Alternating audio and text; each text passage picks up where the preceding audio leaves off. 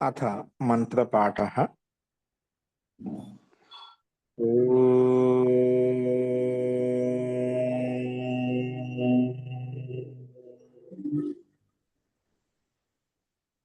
सहनाववतु सहनौ भुनक्तु सह वीर्यं करवावहै तेजस्विनावधीतमस्तु मा विद्विषावहै।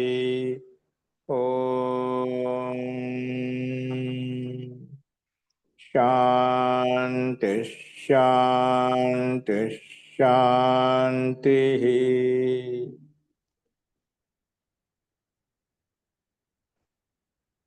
सर्वेभ्यो नमः। अंदरिकी नमस्कारम अंडी। మనము మీమాంసా దర్శనంలో 1వ అధ్యాయంలో 1వ పాదం చేస్తున్నాము.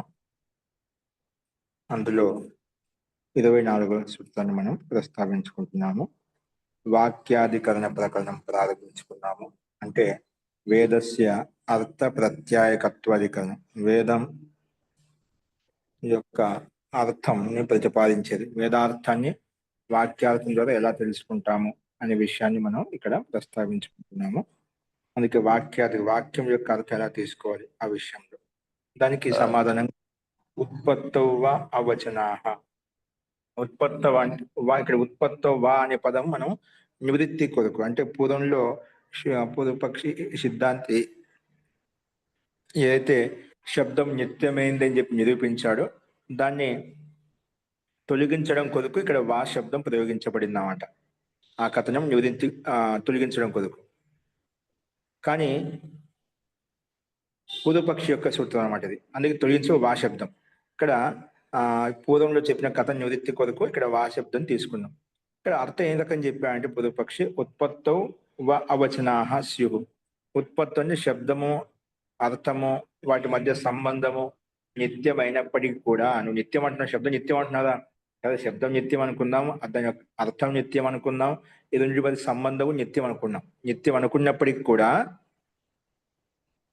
అవచనాః ధర్మాన్ని చెప్పడంలో ఇవి సమర్థవంతం కావు. ఈ వచనాలు సమర్థవంతం కావు అంటే నిత్యం కావు, అంటే కృత్రిమే తీసుకోవాలి. ఎందుకంటే ఈ అర్థం అనేది అంటే చోదనా వాక్యం ద్వారా వచ్చేటువంటి అర్థం, అంటే బ్రాహ్మణ వాక్యం ద్వారా వేద వాక్యం ద్వారా వచ్చేటువంటి అర్థం ఏదైతే ఉందో అది పదార్థ నిమిత్తకం కాదు. వాక్యార్థం కానీ పదార్థ నిమిత్తం, అంటే పదాల యొక్క అర్థం చేత వాక్యార్థం రాలేదు, వాక్యార్థం చేత అర్థం వచ్చింది, పదాల చేత అర్థం కాదు. అందుకే అతన్ పదార్థ నిమిత్తకం కాదు, అతన్ నిమిత్తత్వాద్ అని చెప్పుకున్నాం. అతన్ నిమిత్తత్వాద్ అంటే తన్నిమిత్తకం కాదు. తన్నిమిత్తం అంటే ఏమిటి? పదార్థ నిమిత్తకం కాదు, అంటే ప్రతి పదం యొక్క అర్థం కాదు. అగ్నిహోత్రం జుహుయాత్ స్వర్గ కామః అని చెప్పినప్పుడు 3 పదాలు ఉన్నాయి. అక్కడ ఏ పదం నుంచి అర్థం వచ్చిందండి? ఒక 3 పదాలు కలిపితే వచ్చింది, కానీ ప్రతి పదం నుంచి అగ్నిహోత్రం చేసి స్వర్గ కామన కలుగుతుందని చెప్పి ఆ అర్థం రావడం లేదు. అందుకే ఇది పదార్థాన్ని ప్రతి పదం యొక్క అర్థం చేత ఈ అర్థం వాక్యార్థం రాలేదు, అది వాక్యార్థం భిన్నమైంది.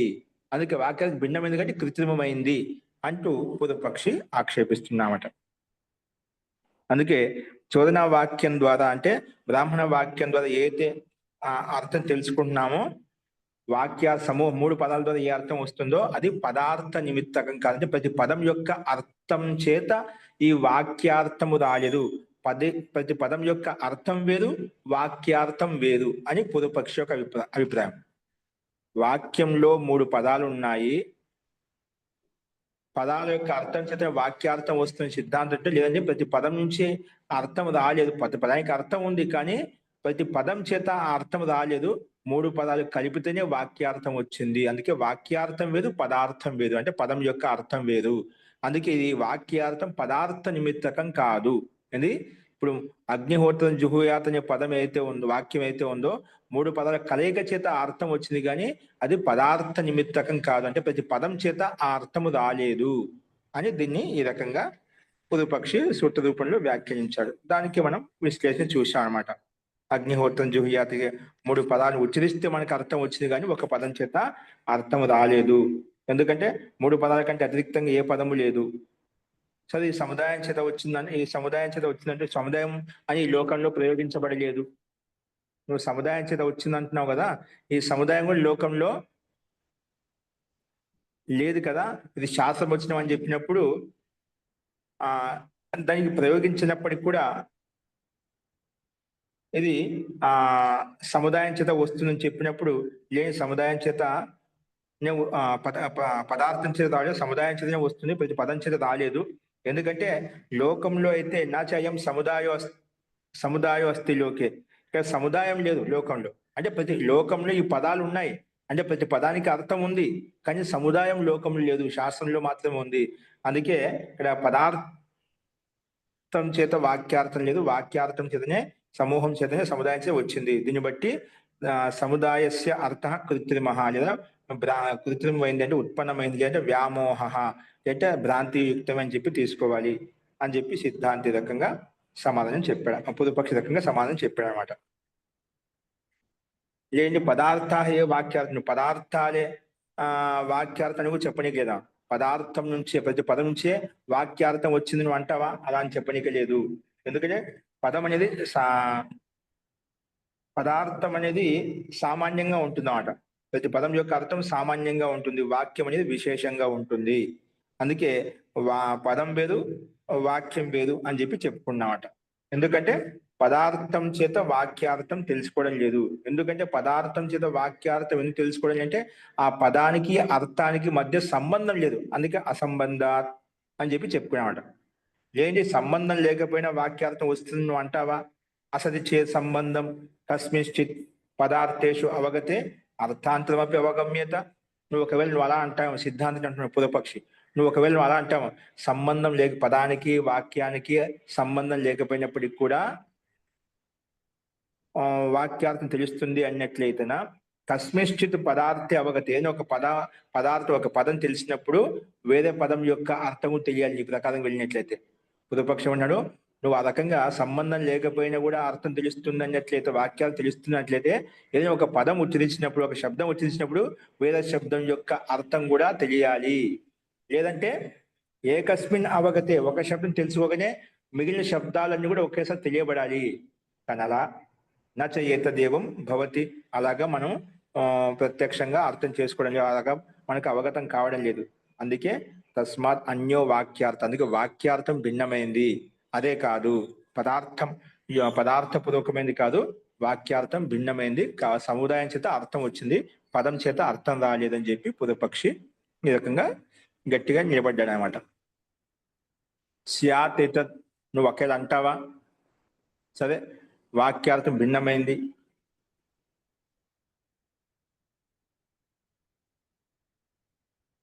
వాక్యాలు భిన్నంగా అనుకుందాం, సిద్ధాంతం స్యాత్ ఏతత్ భిన్నమైంది అనుకున్నాం. అప్రయుక్తాదపి వాక్యాత్ అసతి సంబంధే స్వభావాత్ అర్థావగమ ఇది కల్ప్యేత. ఒకవేళ భిన్నమైంది అనుకున్నప్పటికీ కూడా నువ్వు మళ్ళీ ఆ మాట అంటే మళ్ళీ ఒక పూర్వపక్షి సిద్ధాంతి ఈ రకంగా చూపిస్తూ చెప్తున్నాడు. సరే అలా ఉన్నప్పుడు కూడా దోషం వస్తుందండి, ఇబ్బంది లేదు. ఒకవేళ నువ్వు వాక్యం భిన్నం అన్నప్పటికీ కూడా అప్రయుక్తాదపి వాక్యాత్ అని ప్రయోగించినటువంటి వాక్యం ద్వారా కూడా సంబంధం లేకపోయినప్పటికీ కూడా స్వాభావికంగా అర్థావగమనం కలుగుతుంది. శబ్దం యొక్క స్వరూపం చేత, శబ్దం యొక్క స్వాభావిక జ్ఞానం చేత అర్థ జ్ఞానం కలుగుతుంది అని ఒకరిని కల్పించుకుంటావా? అలా కల్పించుకున్నట్లయితే శబ్దధర్మం ఆత్మీయం వ్యుత్క్రామేత, శబ్దం యొక్క స్వరూపం ఏతుందో, శబ్దం యొక్క ఏ ధర్మం అయితే ఉందో అది తన ధర్మాన్ని వదిలేస్తుంది. అంటే శబ్దాన్ని యొక్క అర్థాన్ని బోధించకుండా భిన్నార్థాన్ని బోధిస్తుందంటే అది దాని యొక్క ధర్మాన్ని, దాని యొక్క లక్షణాన్ని వదిలేస్తుందన్నమాట. ఎందుకంటే నచేష శబ్దధర్మం, అది శబ్దం యొక్క ధర్మం కాదు, శబ్దము యొక్క అర్థం ఏదైతే ఉందో ఆ అర్థాన్ని తెలియజేసినప్పుడు ఆ శబ్దం యొక్క ధర్మం అవుతుందన్నమాట. అందుకే ఇక్కడ నచేష శబ్దధర్మం, ఇది శబ్దం యొక్క ధర్మం కాదు. అప్రయుక్తాదపి శబ్దార్థ ప్రతీయేత, ప్రయోగించకుండా శబ్దం అర్థాన్ని బోధించినట్లయితే అది శబ్దం యొక్క ధర్మమే కాదు. శబ్దం చెప్పినప్పుడు అర్థం వస్తుందంటే అది శబ్దం యొక్క ధర్మం అవుతుంది. అది ప్రయోగించకుండా శబ్దం అది మనకు అర్థ ప్రతీతి కలుగుతుందంటే అది శబ్దం యొక్క ధర్మమే కాదు అని చెప్పి ఈ రకంగా పూర్వపక్షి అంటున్నాడు. తర్వాత ఏం చెప్పాడు, నహి ప్రథమ శృతాత్ కుతశ్చిత్ శబ్దాత్ కేచిదార్థం ప్రతీయంతి. మనకి ఎక్కడ కూడా ప్రథమ శృతం అంటే ఒకసారి ఉచ్చరించగానే ఆ శబ్దం యొక్క అర్థం తెలియబడటం లేదు. నువ్వు శబ్దం నిత్యం అంటున్నావు కదా, ఏదైనా శబ్దం ఉచ్చరించినప్పుడు ఆ శబ్దం యొక్క అర్థము తెలియటం లేదు. తెలియటం లేదు కాబట్టి ఇక్కడ మనకు అందుకు అర్థం కావడం లేదంటే ఇది కృతకమైంది కాబట్టి అర్థం కావడం లేదు. అందుకే ఈ రకంగా మనం శబ్దం అనిత్యమైంది, వాక్యార్థం వేదు, పదార్థం వేదని చెప్పి ఈ రకంగా పూర్వపక్ష ఆక్షేపించాడు అన్నమాట. ఇప్పుడు దానికి సమాధానంగా తద్ అభిధీయత అనే పదాన్ని నుంచి మనం ఇక్కడ ప్రస్తావించుకోవాలి. ఓకేనా? ఇక్కడ చూడండి, తద్ అభిధీయత అని చెప్పి ఇక్కడ మనకి ఇది అర్థమైంది. తస్మాత్ అన్యో వాక్యార్థం, పదార్థ జ్ఞానం చేత వాక్యార్థం తెలియడం లేదు. ప్రతి పదం చేత వాక్యానికి ఏ అయితే అర్థం చెప్పినా ఆ అర్థం రాలేదన్నమాట. పూర్వపక్షం పదార్థ జ్ఞానం చేత వాక్యార్థం వస్తుంది అంటున్నాడు. ప్రతి పదం యొక్క అర్థ జ్ఞానం చేత వాక్యార్థం వస్తుంది, లేదంటే పదార్థ జ్ఞానం వేరు, వాక్యార్థ జ్ఞానం వేరు. ఏమంటున్నాడు పూర్వపక్షి? పదార్థం అంటే ప్రతి పదం యొక్క అర్థం చేత ఆ ప్రతి పదం యొక్క అర్థాల సమూహాన్ని కలుపుకున్నప్పుడు వాక్యార్థం వస్తుంది. పూర్వపక్ష సిద్ధాంతి చెప్పినప్పుడు పూర్వపక్షం లేదండి, పదార్థ జ్ఞానం వేరు, పదార్థం గుర్తుపెట్టి పదం యొక్క అర్థమే పదార్థం అంటున్నామాట. ప్రతి పదార్థ జ్ఞానం వేరు, వాక్యార్థ జ్ఞానం వేరు. అందుకే వాక్యార్థం భిన్నమైంది, పదార్థం భిన్నమైంది. పదార్థ జ్ఞానం చేత వాక్యార్థ జ్ఞానం కలగడం లేదు అని పూర్వపక్షి యొక్క మూల సిద్ధాంతం అనమాట. ఆ రకంగా ప్రస్తావించేందుకు వాక్యాలను భిన్నమని చెప్పినప్పుడు దానికి సమాధానంగా ఇక్కడ ప్రస్తావిస్తున్నారు. ఓకేనా? ఇంతవరకు చెప్పిన దాంట్లో ఎక్కడైనా సందేహం ఉందా మహోదయ? ఇక్కడ పదార్థము వాక్యార్థము ఒకటే కదా అవుతుంది మహోదయ, భిన్నంగాని పూర్వపక్ష వాదన. ఇప్పుడు పదార్థము వాక్యార్థము ఇంచుమించుగా అంటే టోటల్ గా అలాగే వస్తుందని కాకపోయినా మనకి ఒక కొంతవరకు సమానంగానే ఉంటుంది కదా మహోదయ? సమానంగా ఉంటుంది. అదే పూర్వపక్షిత అంగీకరించారు. ప్రతి పదార్థ జ్ఞానం చేత వాక్య జ్ఞానం వస్తుంది ఆ మాట స్వీకరించకుండా మూడు పదాలు కలిపినప్పుడే అర్థం వస్తుంది, అంటే భిన్నార్థం వస్తుంది. ఆ పదం యొక్క ప్రతి పదం నుంచి అర్థం రావడం లేదు. పూర్వపక్షం ఏమంటున్నాడు? ప్రతి పదం నుంచి అర్థం రావాలి, వాక్యార్థ జ్ఞానం రావాలి, ఆ ప్రతి పదం నుంచి రావడం లేదు కదా, అందుకే దోషయుక్తం. పూర్వపక్షం ఎలాగే అడగొచ్చినమాట. అనే ఉద్దేశం పూర్తిగా సిద్ధాంతం ఖండించడం ముఖ్య ఉద్దేశం అన్నమాట. ఓకేనా? ప్రతి పదం నుంచి వాక్యార్థం యొక్క ఏది చెప్పుకున్నా అది ప్రతి పదం నుంచి అర్థం రావడం లేదు, సమూహం చేత వస్తుంది అంటున్నాడు అనమాట. అందుకే వాక్యార్థం వేరు, పదార్థ జ్ఞానం వేరు, భిన్నమైంది. వాక్యార్థ జ్ఞానం వేరు, పదార్థ జ్ఞానం భిన్నమైంది చెప్పి చెప్తున్నాడు. అది ఇప్పుడు చూడండి, తద్ అభిధీయతే. ఇప్పుడు శబ్దం యొక్క ధర్మం కాదండి, శబ్దం వాళ్ళక ఇంకా ఉచ్చరించగానే భిన్నార్థం ప్రబోధించింది అన్నట్లయితే అది శబ్ద ధర్మం కాదు, అది ఉల్లంఘిస్తుంది శబ్దాన్ని, ఆ శబ్దం దాని యొక్క అర్థం ఉల్లంఘిస్తుంది, దోషయుక్తం అయిపోతుంది చెప్పాడు పూర్వపక్షి. అప్పుడు ఏమంటున్నాడు సిద్ధాంతి? తద్ అభిధీయతే. పదధర్మో అయం, ఇది పదం యొక్క ధర్మమే, అది పదం యొక్క ధర్మమే, నా వాక్య ధర్మం. ఇది వాక్యం యొక్క ధర్మం కాదు, పదధర్మమే చెప్తున్నాను, వాక్య ధర్మం చెప్పడం లేదు ఇక్కడ.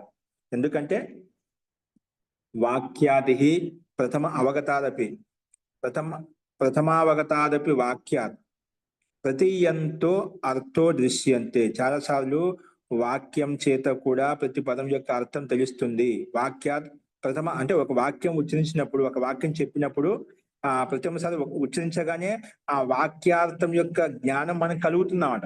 ఒక వాక్యం చెప్పినప్పుడు స్వర్గకామో యజేత అగ్నిహోత్రం జుహియాత్ స్వర్గకామ వాక్యం చెప్పాం, వాక్యం చెప్పిన వెంటనే మనకి అర్థం తెలుస్తున్నమాట. అంటే ఒక ఉదాహరణ చెప్పుకుని అలా లోకంలో రూఢిగా ఉండేటువంటివి చాలా వచ్చిన కొంచెం చెప్పుకోగానే దాని యొక్క అర్థం తెలుస్తుంది అంట. అందుకే వాక్యాది ప్రథమ అవగతాదపి అంటే ప్రథమసారి ఉచ్చరించినప్పుడు కూడా వాక్యం నుంచి కూడా ప్రతీయంతో అర్థ దృశ్యత అంటే ప్రతీతమైన అర్థం మనకు కనిపిస్తున్నాడు, ఉపలబ్ధం అవుతుందన్నమాట. అంటే ప్రథమసారి ఉచ్చరించిన వాక్యం చేత కూడా ఆ అర్థం మనకు ఉపలబ్ధం అవుతుంది అని సిద్ధాంతం అన్నాడు. ప్రథమసారి ఉచ్చరించినప్పుడు కూడా ఆ వాక్యం చేత కూడా మనకు అర్థం అవగతం అవుతుంది అని పూర్వపక్షి సిద్ధాంతం అన్నప్పుడు అది పదం యొక్క ధర్మమే. పదం యొక్క ధర్మంగా పూర్వపక్షమే కదా, పదం యొక్క ధర్మమే అక్కడ. ఎందుకంటే వాక్యాది ప్రథమావగతాదపి, వాక్యం అంటే వాక్యం ప్రథమసారి ఉచ్చరించినప్పుడు కూడా, వాక్యాలు చెప్పినప్పుడు కూడా అర్థ ప్రతీయంత దృశ్యంతే. అది అర్థము మనం తెలుసుకున్నట్టుగా, అర్థం ఉపలబ్ధమైనట్టుగా మనకు చూస్తున్నాం. అనేక సార్లు మనం ఒకసారి వాక్యం చెప్పగానే అది అర్థావబోధన కలుగుతున్నామట. అది మనం ప్రత్యక్షంగా చూస్తున్నాం, దృశ్యంతే. అది ఉపలబ్ధాన్ని పొందుతున్నామట అని అన్నప్పుడు సిద్ధాంతి దానికి పూర్వపక్షి మళ్ళీ ఏమంటే నా ఏతదేవం, అలా కాదండి. ఎందుకు కాదు? ఇది ప్రథమ శృతాద్ అవగచ్చి, ప్రథమసారి వినగానే, ప్రథమగారు ఉచ్చరించగానే శబ్దం అర్థాన్ని తెలుసుకున్నట్లయితే, ఒకసారి వాక్యం చెప్పుకున్నా దాని అర్థం తెలిసినట్లయితే, అపి తరిహి సర్వే అవగచ్చేయు. ఇప్పుడు అందరూ అలాగా అర్థం చేసుకోలేదు. ఒక వ్యక్తి, ఇద్దరు, ముగ్గురు, 10 మంది ఎందుకు అర్థం చేసుకున్నారు? అదే వాక్యం అందరూ అర్థం చేసుకోలేదా? కొంతమంది ఏదైనా ఒకసారి ఉచ్చరించినప్పుడు కొంతమంది మాత్రం అర్థం చేసుకోగలుగుతారు. అందరూ అర్థం చేసుకోలేదు కదా. అందుకే పొదుపక్ష పెట్టినాడు. నువ్వు చెప్పిన అర్థం అవుతుంది అంటున్నావు కదా, అర్థం అయితే అందరికి అర్థం కాలేదు, కొంతమందికి ఎందుకు అర్థం అవుతుంది? ఇప్పుడు ఏదో మన భాషలో మనం ఒక తెలుగు వాక్యం చెప్పుకోండి, తెలుగు వాక్యం చెప్పాం, హిందీ వాడికి తెలియదు కదా. హిందీ వాడికి ఒక వాక్యం చెప్పాడు, ఆ తెలుగు వాడికి తెలియదు కదా. అంటే కొంతమంది వాళ్ళకే, స్థానికులకి, అక్కడ ఉన్న వాళ్ళకి తెలుస్తున్నాం ఏ అభిప్రాయంతో చెప్పాడు, ఏ ఉద్దేశంతో చెప్పాడు అని చెప్పి. అందరికి అర్థం కావాలి కదా, అందరికి అర్థం కావడం లేదు. అందుకే ప్రథమ శృతాత్ అవగచ్చేయు. ఓకే, నువ్వు చెప్పేట్టుగా ప్రథమ సరే విన్న వెంటనే అది అర్థమవుతుంది అన్నట్లయితేనా, అపి తది సర్వే అవగచ్చేయు, అందరూ అర్థం చేసుకోవాలి కదా. ఎవరు? పదార్థ విదో అన్యేచ. అంటే ప్రతి పదానికి అర్థం తెలిసిన వాళ్ళు, ఆ పదాలకు అర్థం తెలియని వాళ్ళు కూడా ఆ వాక్యార్థ బోధన కలగాలి. కానీ అలా కలగడం లేదు కదా కొంతమందికి. అంటే కొంతమందికి ఎవరికైతే పదార్థ జ్ఞానం తెలుసో వాళ్ళు కూడా ఆ అర్థం వాళ్ళకి అర్థంగా తెలుస్తుంది. పదార్థ జ్ఞానం లేని వాళ్ళు కూడా ఆ అర్థం తెలియాలి కదా. శబ్దం నిత్యం అంటున్నావు కదా, ఆ రకంగా అయితే పదార్థ విదో అంటే పదార్థాన్ని తెలిసిన వాళ్ళు, అన్యేచ పదార్థం తెలియని వాళ్ళు, ప్రతి పదం యొక్క అర్థం తెలియని వాళ్ళు కూడా ఆ అర్థ బోధన వాక్యం చెప్పగానే అర్థం కావాలి. నువ్వు చెప్పిన ప్రకారంగా పదార్థ జ్ఞానం వాక్యార్థ జ్ఞానం కలుగుతుంది అన్నట్లయితే అయినా పదార్థ విధ ఎవరైతే ఉన్నారో వాళ్ళకు ఎలాగో తెలుస్తుంది. అన్యేచ వేద వాళ్ళకు కూడా తెలియాలి కదా, వేద వాళ్ళకు తెలియడం లేదన్నమాట. ఎందుకు తెలియడం లేదు? దీన్ని బట్టే అది కృత్రిమమైంది, ఉత్పన్నమైంది కాబట్టి కొంతమంది తెలుస్తుంది, కొంతమంది తెలియడం లేదు. నిత్యమైనట్లయితే ఒకేసారి అందరికీ ఉచ్చరించగా అందరికీ అర్థం కావడం లేదంటే అది కృత్రిమమైందని చెప్పి తెలుస్తుంది. అందుకే పదార్థ విధో అన్యేచ, పదార్థం తెలిసిన వాళ్ళకి, పదార్థం తెలియ వాళ్ళకి కూడా అది అందరూ అర్థం చేసుకోవాలి, కానీ అలాగా అర్థం కావడం లేదు. అందుకే నతు పదార్థ విధో అవగచ్చంతి, నతు పదార్థ విధో అవగచ్చంతి. ఇక్కడ పదార్థం తెలిసిన వాళ్ళు కూడా వాళ్ళకి అర్థం కావడం లేదు. నా పదార్థ విధో అవగచ్చంతి, అక్కడ ప్రతి పదార్థం తెలిసిన వాళ్ళు కూడా తెలియలేదు చాలా మందికి. తస్మా నా ఏతదేవ, అందుకే నువ్వు చెప్పింది కరెక్ట్ కాదు. ఇది ప్రతి వాక్యార్థం చేతనే నీకు ప్రతిసారి వర్తించగానే అది అర్థమవుతుంది, తెలుస్తుందని చెప్తుందా, అది అలా చెప్పడం యుక్తి సంగతి కాదు. తస్మా నా ఏతదేవం, అలా కాదు, అలాగా కాదనమాట. అంటే ప్రతిసారి వాక్యం చెప్పగానే వాక్యార్థము తెలుస్తుంది నువ్వు అంటున్నావు కదా. ఒకసారి వాక్యం చెప్పగానే దాని యొక్క అర్థం తెలుస్తుంది, ప్రథమసారి ఉచ్చరించగానే వాక్యం చెప్పగానే దాని యొక్క అర్థం తెలుస్తుంది అంటున్నావు కదా. అలా కాదు. తెలిస్తే అందరికి తెలియాలి, కానీ కొంతమంది తెలుస్తుంది, కొంతమంది తెలియటం లేదు. అందుకే ఈ రకంగా లేదు నా ఏతుదేవం అని పూర్వపక్షం వల్ల ఆ రకంగా చెప్పాడు అనమాట. అప్పుడు సిద్ధాంతం అంటున్నాడు ఏమని, నన్ను పదార్థ విద్భిహి అపి పదార్థ విద్భిరపి అవగచ్చద్భిహి అకృత ఏవ వాక్యార్థ సంబంధో భవిష్యతి. అకృత ఏవ వాక్యార్థ సంబంధో భవిష్యతి. పదార్థ వేదనేన, ఇక్కడ పదార్థ రాసుకోండి, పదార్థ వేదనేన హి సంస్కృతాః అవగమిష్యంతి. ఇక్కడ అవగమిష్యంతి కూడా వకారం అవగమిష్యంతి కదా, అవగమిష్యంతి ఉండాలి. అస్తు అవగమిష్యంతి. ఎలాగంటే ఉదాహరణ చూపించే, యత తమేవ పదార్థం ద్వితీయాది శ్రవణేన ఇది. మనం తమేవ పదార్థం ద్వితీయాది శ్రవణేన ఇది, ఏదైనా ఒక పదం ఉచ్చరించామో ఆ పదం ఉచ్చరించగానే అది ఏ లింగంలో తెలిసిపోతుంది. ఆ లింగాన్ని బట్టి ఆ పుల్లింగమా స్త్రీలింగం తెలిసిన తర్వాత దాంట్లో ద్వితీయ విభక్తి, తృతీయ విభక్తి, దానికి అర్థం శబ్దం తెలియగానే ప్రథమ విభక్తి ఈ రకంగా ఉంటుంది, ద్వితీయ విభక్తి ఈ రకంగా ఉంటుంది, తృతీయ విభక్తిలో చెప్పగానే దాన్ని బట్టి దాని యొక్క అర్థం తీసుకుంటామట.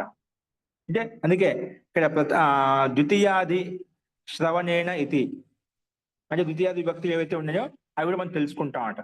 అంటే ఇక్కడ ఏమంటున్నా అంటే, నన్ను పదార్థ విద్భిః అపి అవగచ్చద్భిః అకృత ఏవ వాక్యార్థ సంబంధో భవిష్యతి. ఇక్కడ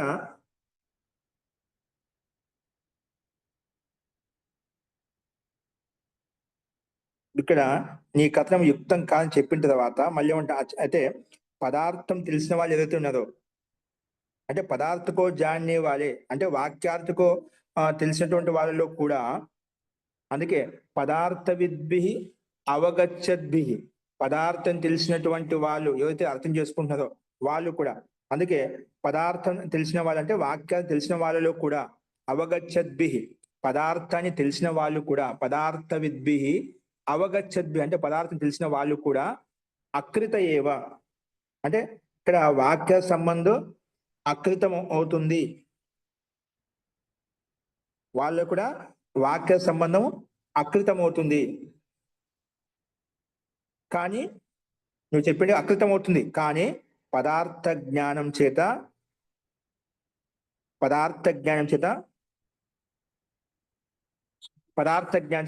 వాక్యార్థం తెలుసుకోవచ్చు.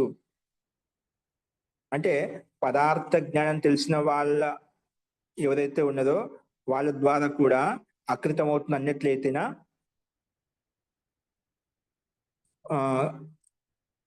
పదార్థ వేదనేన అంటే వేదన అంటే తాత్పర్యం తెలిసినట్లయితే, పదార్థ వేదనేన హి సంస్కృతాః అవగమిష్యంతి అంటే ఆ పదార్థ యొక్క జ్ఞానం చేత సంస్కరించబడినటువంటి వాక్యార్థం అయితే ఉందో అది కూడా మనము వాక్యార్థం తెలుసుకుంటాము. ఎలాగంటే యథ తమేవ పదార్థం ద్వితీయాది శ్రవణేన ఇతి అని, అంటే అదే పదార్థాన్ని ద్వితీయాది శ్రవణం చేత మనము మళ్ళా రెండోసారి ఉచ్చరించినప్పుడు దాని యొక్క భిన్నార్థం ఏదో మనం తెలిసిపోతున్నాడ, ఈ అభిప్రాయం చెప్తున్నా అని చెప్పి అది సిద్ధాంతి ఆ రకంగా ప్రస్తావించినప్పుడు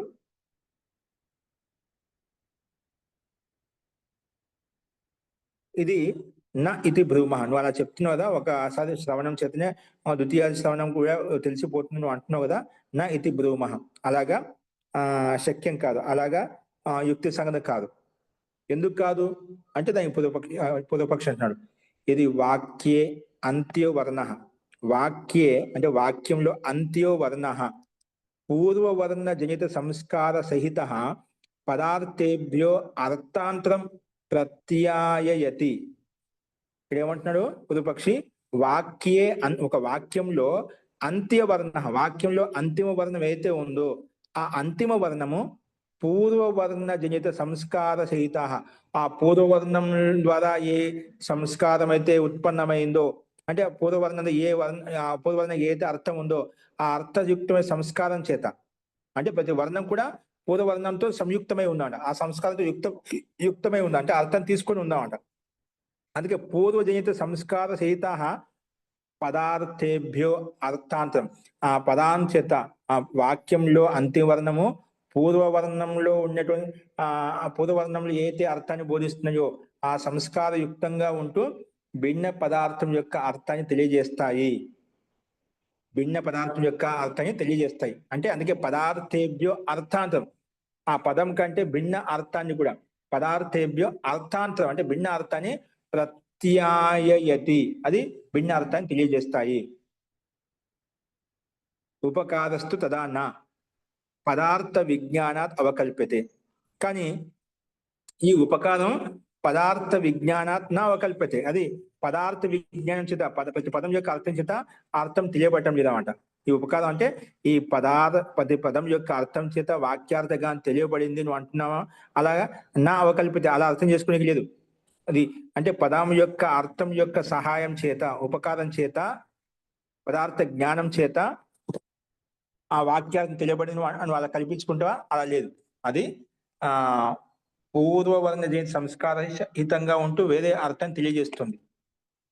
అందుకే ఈ రకంగా తెలియజేస్తుంది కాబట్టి తస్మాత్ కృత్రిమో వాక్యార్థ ప్రత్యయో వ్యామోహోవా అని చెప్పుకున్నాను. అందుకే ఇది పదార్థ జ్ఞానం చేత నువ్వు వస్తుంది నువ్వు ఆ మాట అది కల్పించుకోవడానికి శక్యం కాదు, అలాగా సాధ్యం కాదు. అందుకే తస్మాత్ కృత్రిమో వాక్యార్థ ప్రత్యయం, అందుకే ఈ వాక్యార్థ ప్రత్యయం కృత్రిమైంది అంటే ఉత్పన్నమైంది. లేదా ఇది భ్రాంతి యుక్తం అని చెప్పి మనం అర్థం చేసుకోవాలి.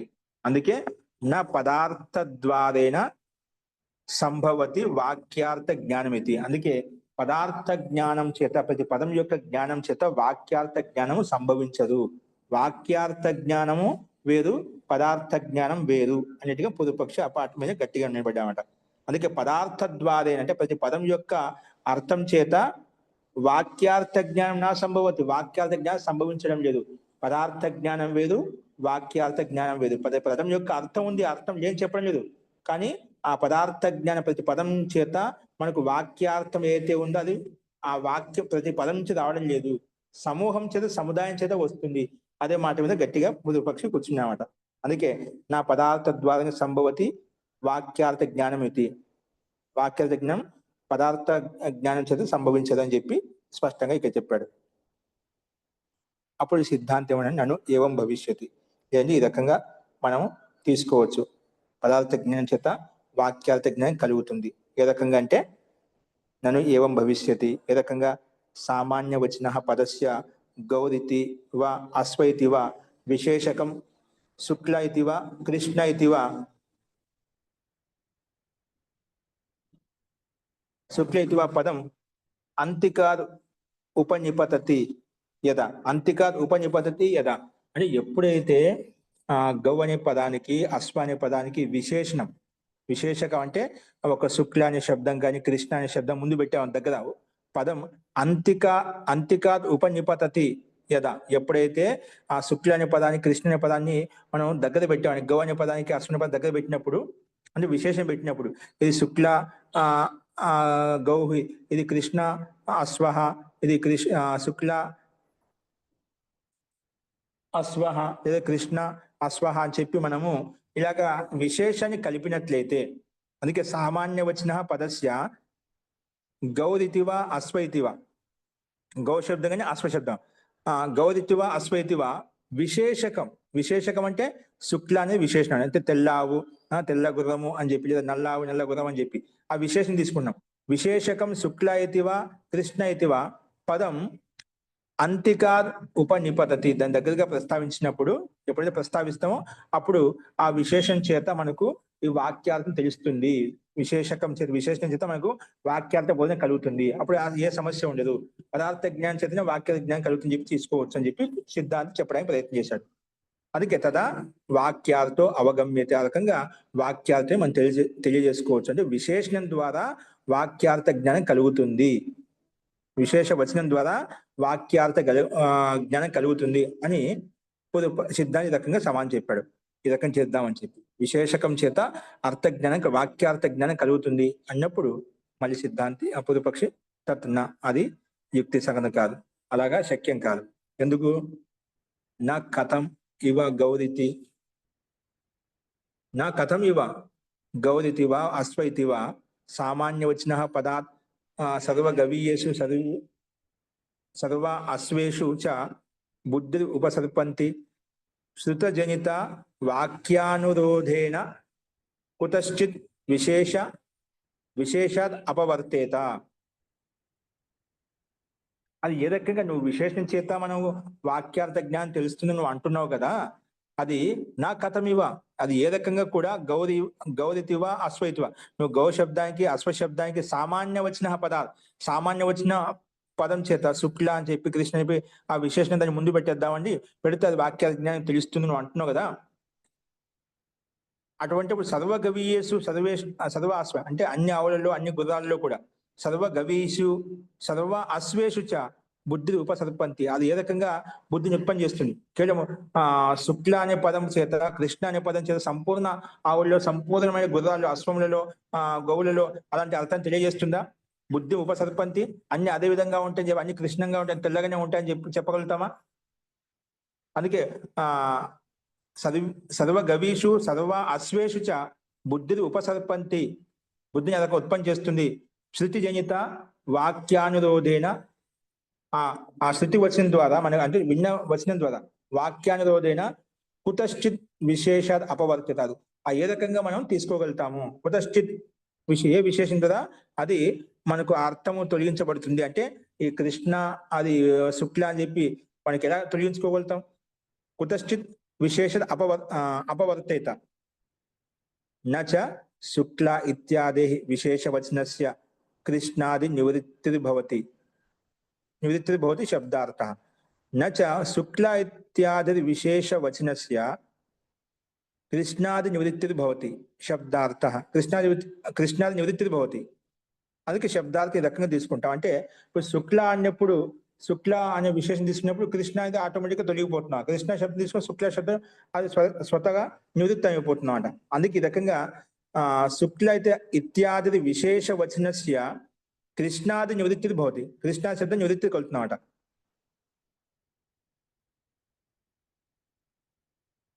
ఆ రకంగా శబ్దార్థం తీసుకుంటామట.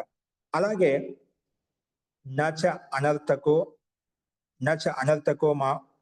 అనర్థకో మా భూత్, ఇవి నీ రకంగా చెప్తున్నావు కదా, కృష్ణ శుక్ల శబ్దం చేత ఒక విశేషం చేత ఇంకొక విషయం తొలగించబడుతుంది చెప్పి నచ అనర్థకో మా భూత్, ఇవన్నీ అనర్థకం కాకూడదు, ఇవి అనర్థకం కావని నచ అనర్థకో మా భూత్, ఇవన్నీ అనర్థకం కాకూడదు.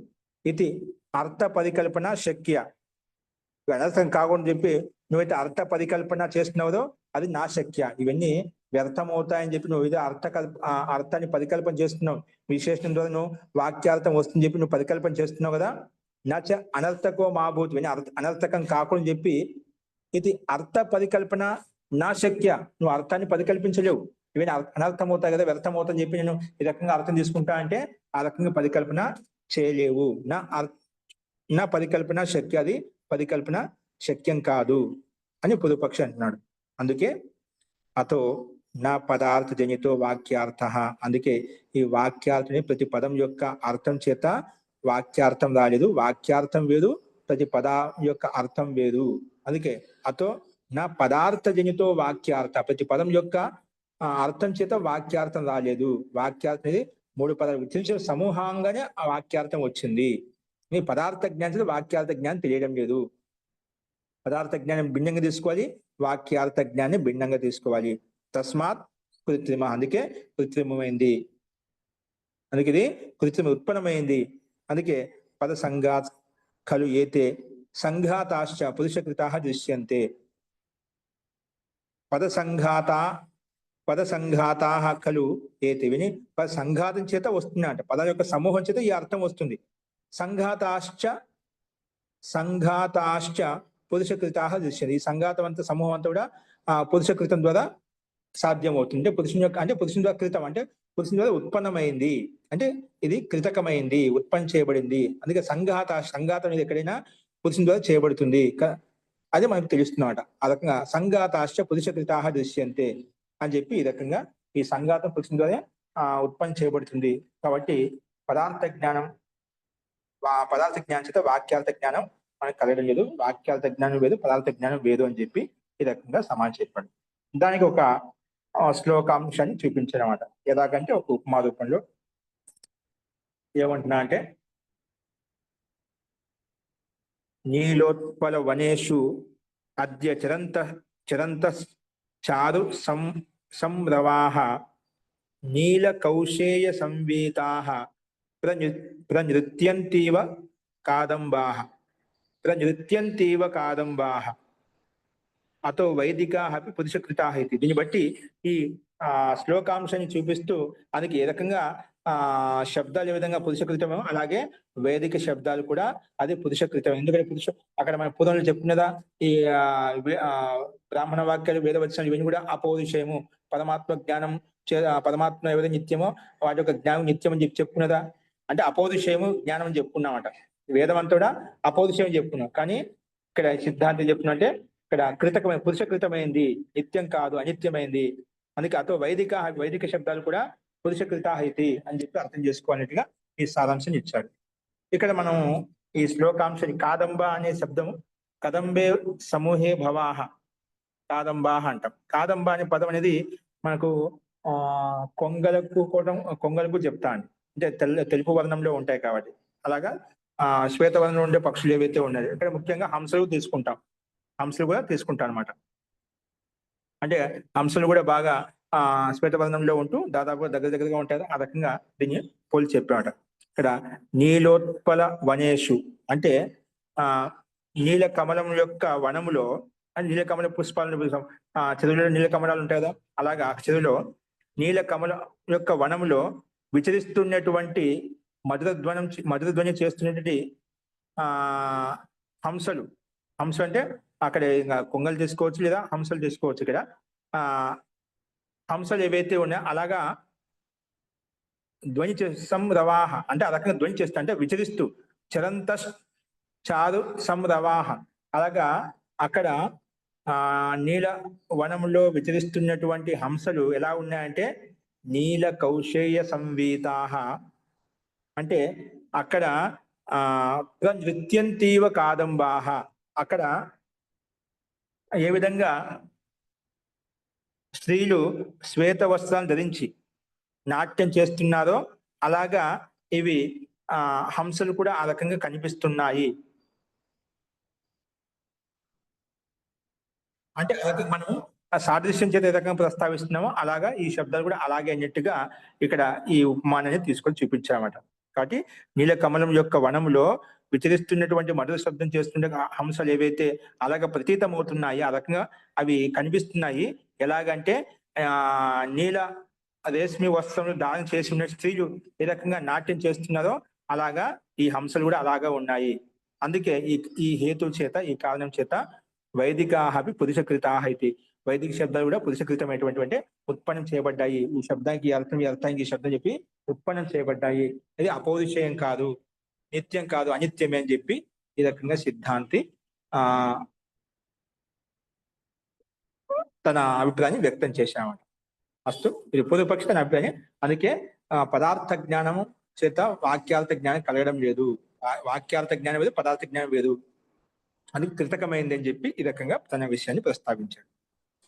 దానికి సిద్ధాంతి సమానం చెప్తాడు. అంత పూర్వపక్షి తన విషయాన్ని ప్రస్తావించినప్పుడు సిద్ధాంతి కలిసి సమానం చెప్తాడు. అది మనం రేపు చెప్తాం. ఓకేనా? అస్తు. కాబట్టి పదార్థ జ్ఞానం చేత వాక్యార్థ జ్ఞానం కలగడం లేదు.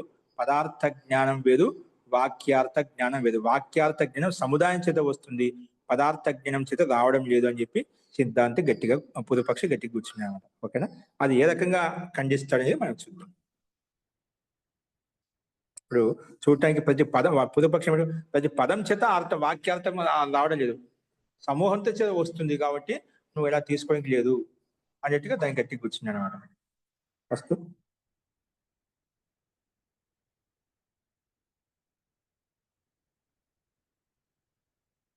ఓకే, ఈ విషయాన్ని మళ్ళీ రేపు చూద్దాం. సమాధానం ఏ రకంగా అనేది శాంతి పాఠ.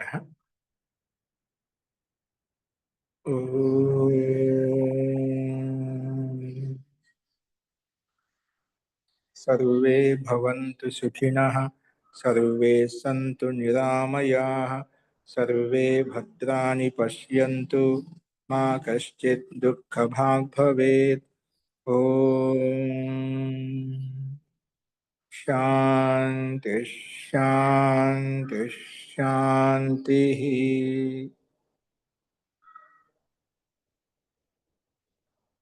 సర్వేభ్యో నమః. అందరికీ నమస్కారం అండి. నమస్తే మహోదయ.